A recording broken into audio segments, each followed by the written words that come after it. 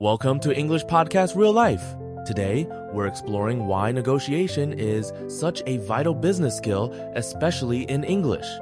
James, statistics show that over 70% of professionals negotiate regularly.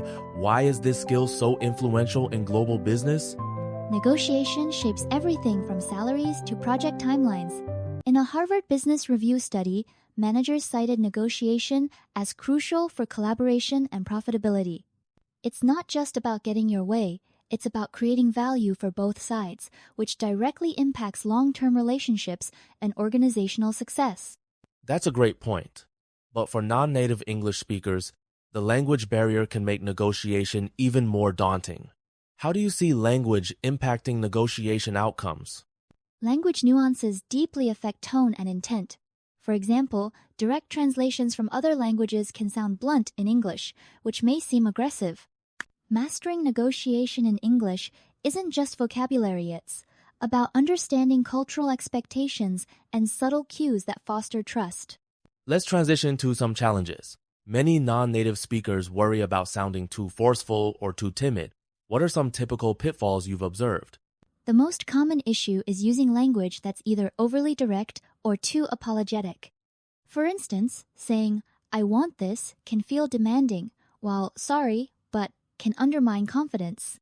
Another pitfall is misunderstanding idioms or missing subtle cues, leading to miscommunication. So, striking the right balance is key. Are there any psychological effects when someone doesn't feel confident negotiating in a second language? Absolutely. Research shows language anxiety can reduce assertiveness and decision-making quality. This can lead to poorer outcomes not because of skill, but because of how ideas are expressed. That's why building language confidence is as important as negotiation tactics. Moving forward, let's discuss our first strategy, using softening phrases. These help you sound more collaborative. Can you explain why these matter so much in English? Softening phrases act as social lubricants. In English-speaking cultures, direct requests can seem confrontational. Phrases like, "Would you be open to?" or "Could we consider?" gently introduce your ideas, making you appear flexible and respectful. It's like cushioning your message so it lands softly. That's a useful analogy. Is there evidence that softening language leads to better negotiation outcomes? Yes, a 2021 study by the International Journal of Business Communication found negotiations using softening language had a 30% higher success rate, largely because they encouraged cooperation and minimized resistance. Let's bring this to life with examples. What are some go-to softening phrases, and how do they work in real negotiations? Phrases like, "I'd like to propose," or "Is there any flexibility on the timeline?" invite discussion instead of issuing demands. For instance, my client once replaced, "I need a 15% discount" with, "Would there be room for flexibility on the price?" The result was a positive dialogue and a mutually satisfactory agreement. So, it's not about hiding your needs, but presenting them thoughtfully. Have you seen any cultural differences in how these phrases are received? Definitely. In some cultures, directness is expected, but in English-speaking environments, softening is seen as professionalism, not weakness. It signals emotional intelligence and a willingness to collaborate. Now, let's transition to our second strategy, showing you understand the other party's needs. Why does this matter so much in negotiation? Acknowledging the other side's perspective builds trust and rapport. It shifts the conversation from competition to cooperation.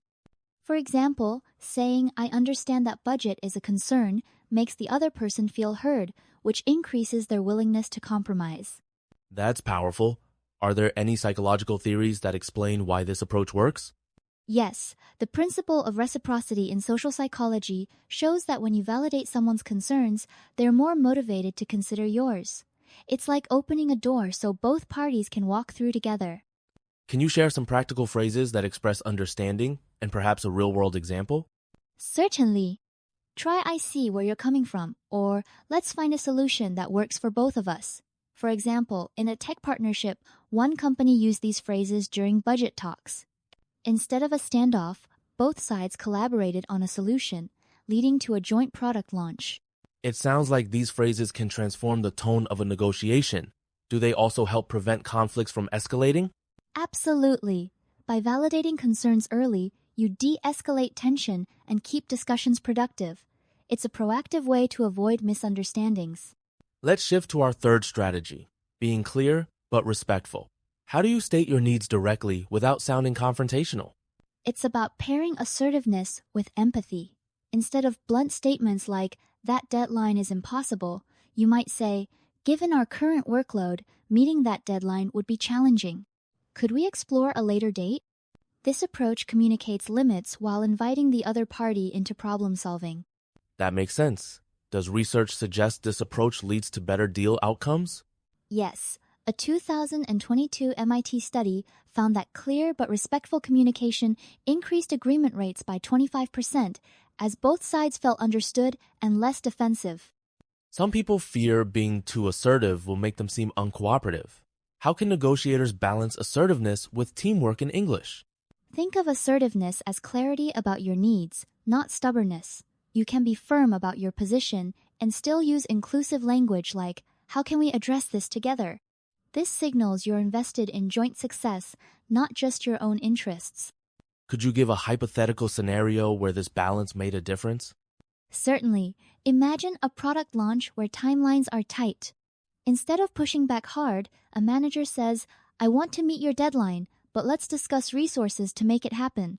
This keeps the team spirit alive and opens paths to solutions. Let's illustrate these strategies with a real case. Can you share a story where softening language and empathy led to a successful negotiation? Absolutely. A Brazilian freelancer I coached was nervous negotiating with a US client. By using phrases like, "Based on the scope of the work, would you consider a higher rate?" she not only secured a 15% increase, but received praise for professionalism. This shows that tactful language can yield both better terms and stronger relationships. That's inspiring. It proves that effective communication isn't just about language level, it's about strategic choices. Exactly. The right words can empower anyone, regardless of their native language, to advocate for themselves and build mutual respect. As we wrap up, let's review the main takeaways. What are the top 3 things listeners should remember about negotiating in English as a team player? First, use softening phrases to keep the conversation open. Second, acknowledge and validate the other side's needs. Third, be clear but respectful about your own requirements. These steps help you achieve your goals while building lasting partnerships. And don't forget, negotiation is a skill you can build over time. Small changes in language create big shifts in outcomes. Practice is key. Exactly. With ongoing learning and real-world practice, anyone can negotiate more confidently, even in their second language. Thanks for joining us today. If you found this episode useful, remember to share it with your colleagues or classmates. Practicing these strategies in real conversations makes a huge difference. And stay tuned next week. We'll tackle how to speak up in meetings, even if you feel nervous. That's another essential business English skill, especially for those who want to lead with confidence. Until next time, keep learning, keep growing, and, as always, keep speaking smart. Goodbye, everyone, and happy negotiating.